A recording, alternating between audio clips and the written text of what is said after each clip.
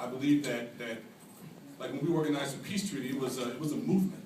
Yes. So to me, movement is what changes things. And when I say movement, I'm not speaking of a march or a protest or a boycott.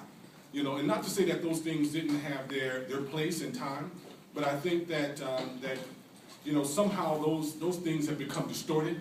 Those old movements they required a charismatic leader willing to martyr him or herself for the cause. And I'm like, somehow most activists have embraced this whole martyrdom psychology in which we feel like we have to kill ourselves in order to save the world. So we talk about creating sustainable programs and sustainable solutions, but yet we don't live sustainable lives.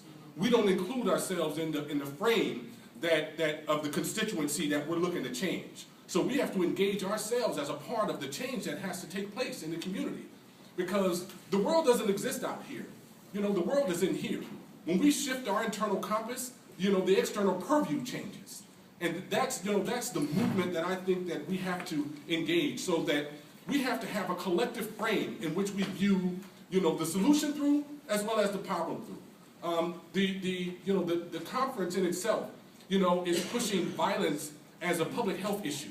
To me, I love that idea because it's a collective frame in which we can begin to view violence through collectively. Now, there's many roads to the mountaintop, so there's not one way, of creating the solution. So the multidisciplinary approach is important. So, I think that one of the things that we have to do is that we have to address the root causes of the problem.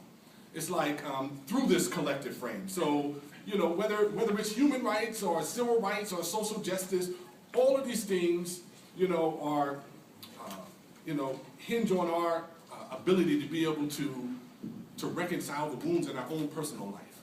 Unless we can come to terms with the things that happen to us, then we continue to live through and see the world through that frame.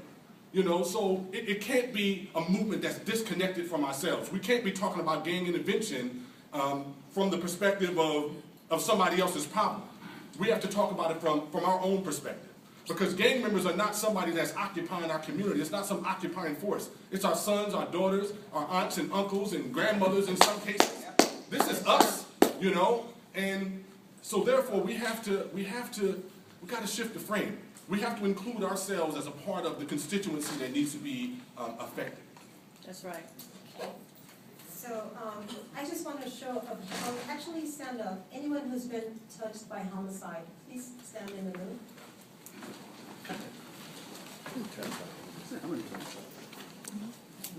And look around. Okay.